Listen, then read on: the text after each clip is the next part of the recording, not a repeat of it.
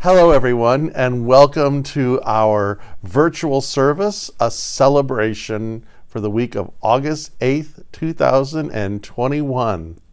We have Caitlin Cannon and Alice Wallace as our special music. In fact, there's an added treat. One of the songs was recorded at our live service last week. I do hope you'll enjoy it.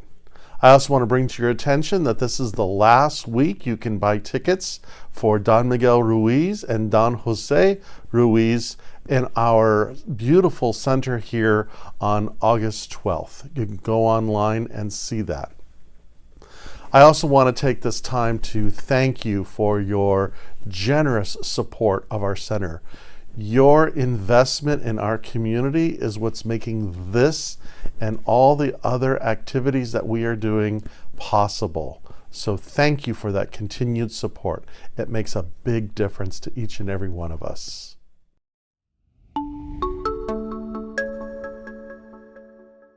Alice, you're originally from San Diego, is that correct? Orange County. I was in Orange County for about 10 years before moving to Nashville about a year and a half ago, right before the world shut down. But Caitlin and I actually met a couple years ago in Nashville. I was out there for Americana Fest, and she was splitting her time between Colorado and Nashville. We just happened to be in the same songwriter night at the same time, and I was sitting at the bar, and she leaned over me and ordered a club soda with a splash of sugar-free Red Bull, and I was like, haven't heard that one before, and we just started chatting. Living on the edge. She was like, whoa, slow down.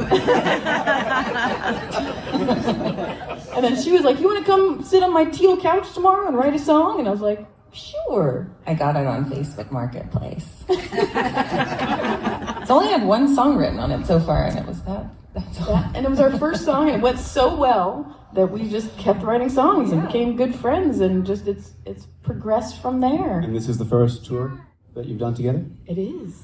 Yeah, I released a record last year, it's over there, called the Trash Cannon album, which was, affectionately about all the trashiest parts of my life, I like to say. And Alice was like such a huge advocate of this record, so even though I released it into the belly of the pandemic, she just gave it a million spins on Spotify and made sure everybody heard it. So she's been a huge champion of my music, which is really great because Alice and I can be such opposite sides of the same coin. And we've found that, backing each other up, supporting each other, collaborating together, it plays to our strength rather than our weakness. So sort of got a little bit of the yin and the yang going on. Mm-hmm. That's a great It's working out, yeah. A great segue, the yin and the yang. Here we use music as, this healing, the power of music within that spirituality. How would you describe, healing in its relation to music and how that's worked for you, or how you've seen it, go outward to your audiences? Do you have anything to say on that? Sure. I mean, the songs that I write to heal myself. And that's usually why I dig in and find the most uncomfortable subject usually is what becomes my topic. Whatever's stuck in the craw, whatever's really bothering me is usually what's going to get written about. Now, that's not really a marketable strategy. That's why I try to put a joke in every song. Because it makes it a little more accessible, but also because that's I find that if I use songwriting to heal my own pain, then and I play it for other people, they might have a cathartic experience, and that's really the best. I mean, it's really the worst when you play that stuff and people are like, no, I don't relate at all. It's just you. Yeah, but when someone's like, oh wow, that really touched me, then it just I only need maybe even 0.1% of an audience to have that experience to feel like I need to write another one. Yeah. Absolutely. What would you say? I know, and I mean, even just the performance aspect too, this last year and a half not being able to play for audiences when this is how I kind of feed my soul, and so just being able to get back out and actually, see the interaction and see how a song resonates with someone is, that's everything to me. So it's a very healing experience. Absolutely, I can totally relate. Thanks for sharing. One more question before we get the practitioner Liz up here. Just want to ask you, the most powerful experience music has brought to you. Do you have a moment that stands out as a powerful moment that this gift that music has brought to you? Wow, that's a big question. For me, I would say like I had a vocal injury. I've had like a lot. You could apply this to lots of injuries, and I was told like, no, Caitlin, you'll never be on Broadway. You know, like you're supposed to be a leading lady, but you have to be able to belt above a D. And I was really trying to force myself to be this thing that my body just wasn't going to be. And so when I started writing songs, I started like letting my voice crack and rolling it around on those areas that weren't, you know, as strong as maybe commercialism wanted them to be. And Alice took that to a whole nother level, and she just yodels all over those breaks and things like that. So I think like it's about like a personal truth and allowing it to be like it's like a healing practice for me. Yeah, what would you say? I know. I mean, that's such a huge question. Like the first thing that comes to mind is the fact that, you know, for most of my life, I tried not to be a musician, even though it's what I love to do more than anything. And, you know, and it took me up until about 8 years to just decide I had to quit my job and go after this dream of mine. And I am, you know, it's been a rocky road, but I would not trade a minute of it for what we get to do. Yeah. Beautiful. Thank you for sharing. Thank you for having us. We're going to start with a song. Actually, during the pandemic, Caitlin and I started a new band because we had nothing else to do. And we wrote a bunch of songs, and we're about to put them out in October on an album. We call our band Side Pony. And this is our first single that came out in April. It's about looking for the silver linings in everything we've all been through in this last year and a half. It's called Lucky Break.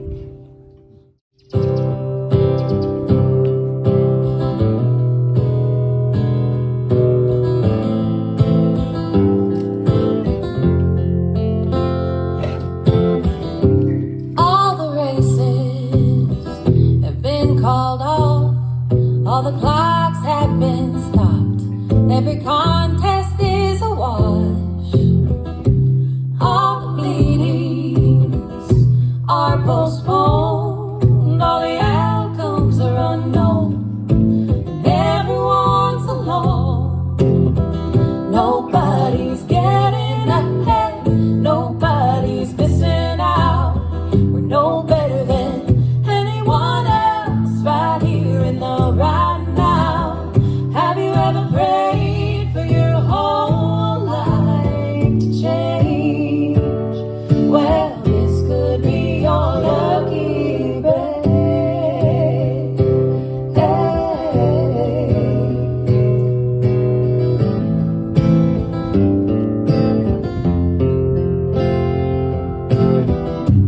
All the wheels have fallen off. The sky fell and the ground opened up, but it couldn't swallow all of us. Don't know when the dust will clear, but what's a few months or a year to face what's really broken here? Nobody's getting ahead, nobody's missing out. We're no better than anyone else right here in the right now. Have you ever prayed for your whole life to change? Well, this could be your lucky break. No one asked if you were ready to let go, but if you aim for rock bottom, maybe you'll strike gold. Well, nobody's getting ahead, nobody's missing out. We're no better than anyone else right here in the right now. Have you ever prayed for the whole world to change? Well, this could be your lucky break. Hey, hey.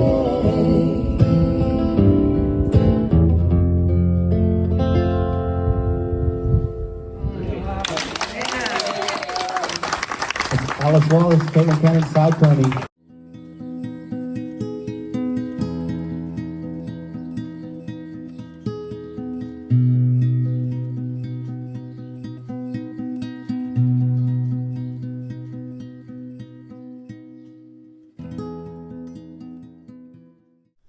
Thank you again for being part of our virtual celebration here.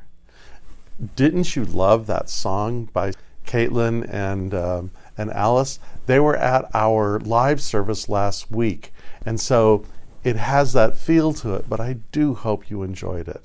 And you know, there's that great line that they talk about how this can be your lucky break. That really, with all the things that are kind of going on and all the adversities that are happening, that this could be a great opportunity. I've been speaking for the last couple of months about this book by Scott Galloway, where he talks about what the pandemic is bringing are accelerations, the things that are working and things that aren't working. It's kind of speeding up. You know, things are either going off the rails or they're building for the future. And you know, that's what this time is all about. It's how we are creating new structures to move us into the future. And the other thing that it brings is opportunities. Opportunities that heretofore didn't exist. And where these opportunities hit each of us is where we have the opportunity and use the opportunity to live authentically. And that's what this month is all about. Living our authentic self. In other words, living in the experience of grace. The definition that I like to use for grace comes from Paul Tillich. And he says, grace is to accept that you are accepted. You know that, right? Feel that. Let that kind of breathe into you. To accept that you are accepted.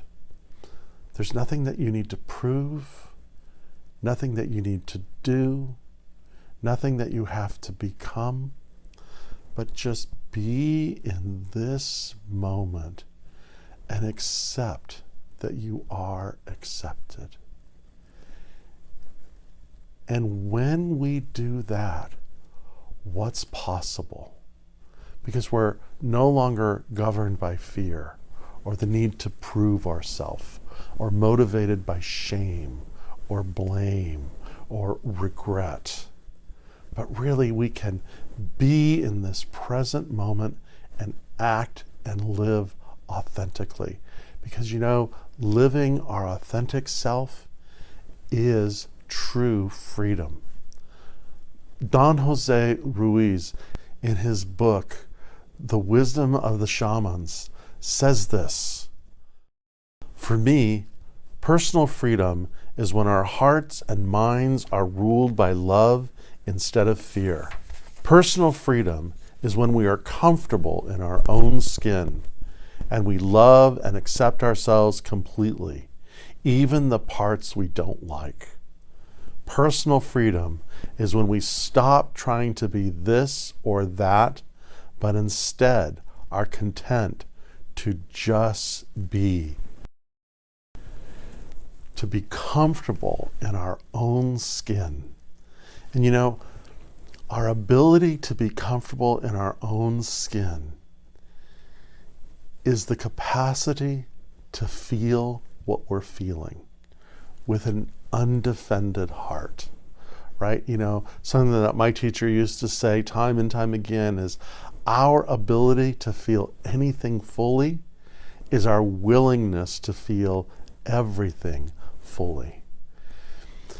And here what we know as we awaken to our own spiritual magnificence is the willingness to take responsibility for what we are feeling, for the story that we are telling ourselves about what we are feeling.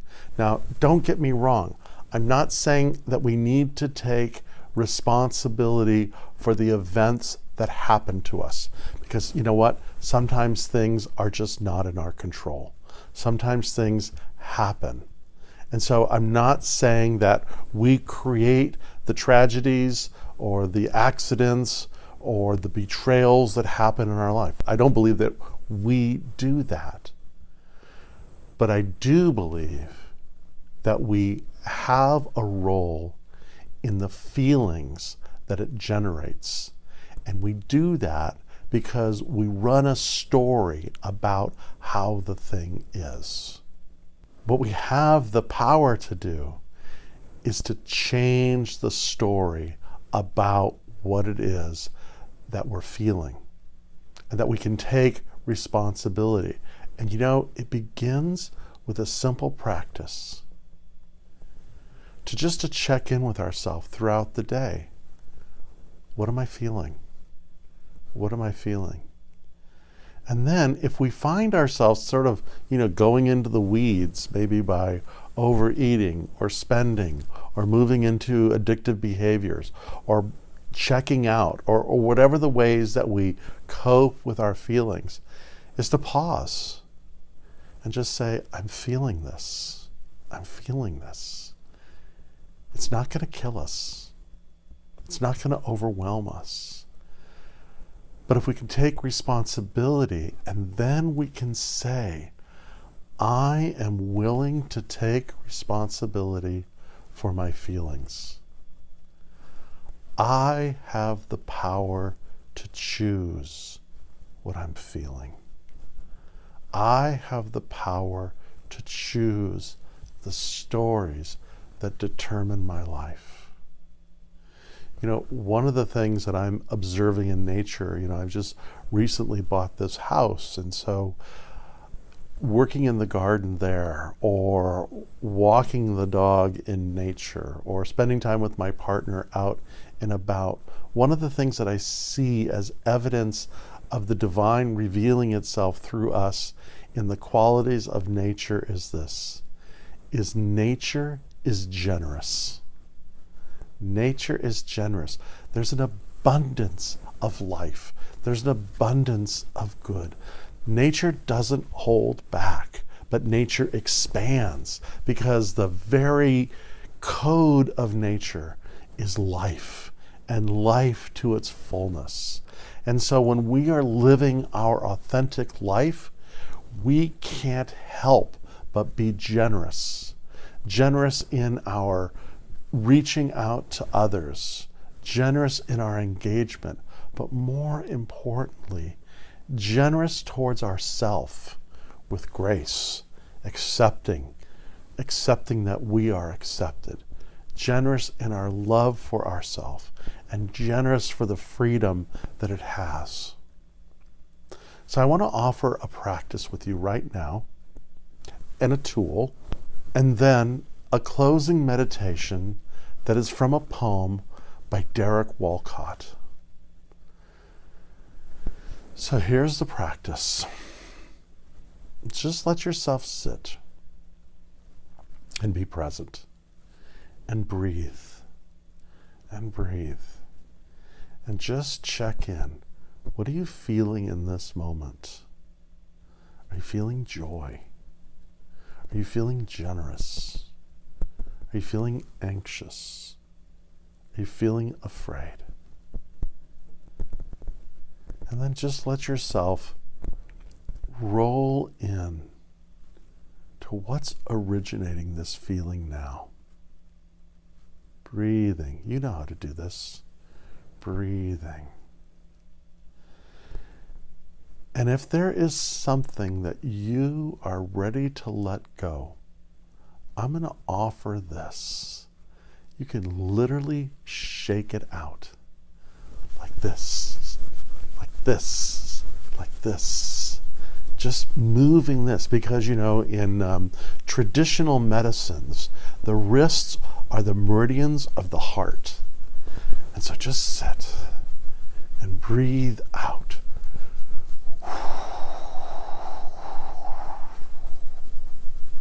Now, nice, breathe in through the nose.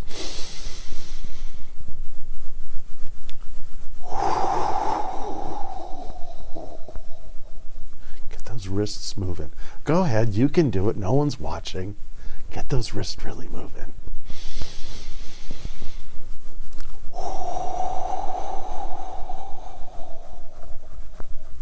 One more time. Big breath in.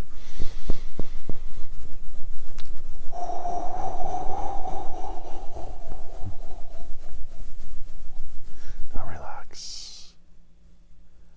Fingers resting.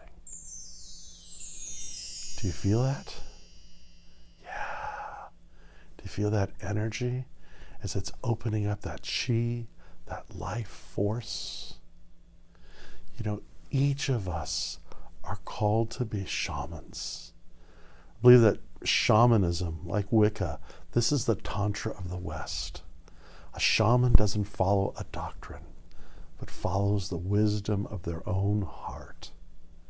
And so we engage authentically. Feel that energy. And just breathe. And relax. And if it feels comfortable, to close your eyes. In a practice of mindfulness, just do that as I recite, as our closing blessing, this poem by Derek Walcott. The time will come when, with elation, you will greet yourself arriving at your own door, in your own mirror, and each will smile at the other's welcome and say, "Sit here, eat." You will love again the stranger who was yourself. Give wine, give bread, give back your heart to itself, to the stranger who has loved you all your life, whom you've ignored for another, who knows you by heart. Take down the love letters from the bookshelf, the photographs, the desperate notes. Peel your own image from the mirror. Sit, feast on your own life. And in this moment, we sit, feasting in our own life, recognizing that our life is part of this great thing called life, this amazing gift, this experience that emerges from the unrelenting love of the divine, allowing us to feel the transcendent, to know, as it is said, it is the divine's great desire to give us our good. That good, which is love, joy, peace, serenity, abundance. That good which fulfills itself, as we simply say quietly to ourselves, I accept that I am accepted. I accept that I am loved. I accept that I am fully emerging into the divine magnificence that is me. And in doing so, I am a blessing to myself and to the world. There is nothing for me to fear. Today, this moment, now, I choose to let go of that which no longer serves me, and I embrace the story of my good, the story of my own spiritual magnificence. And it is with great joy and deep gratitude that I embrace the generosity of the divine and allow it to transform me completely into the experience of generosity, a generous heart. And so I let it be, and so it is.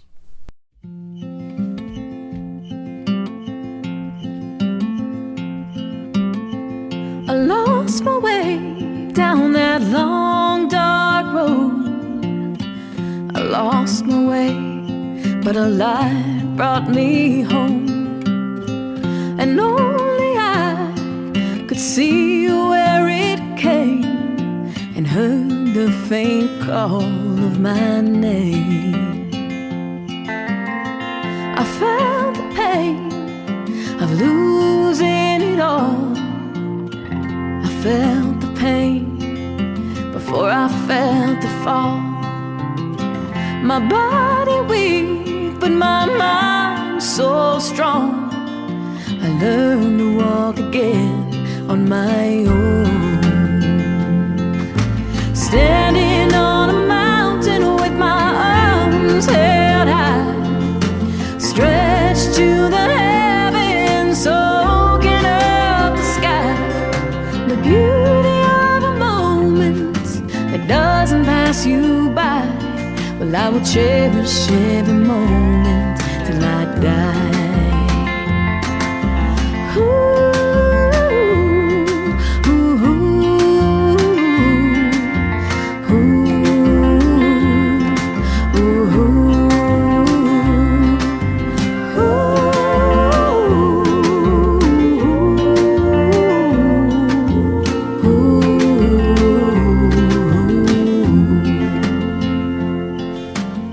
Well, I wake each day with this pain still there, but each day I wait and send thanks somewhere. If I should stop being grateful for this, then let me give my life to someone else.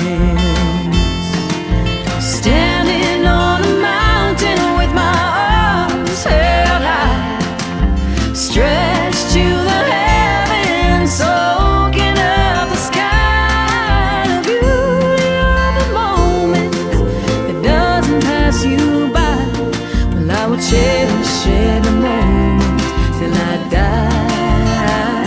I will cherish every moment till I die.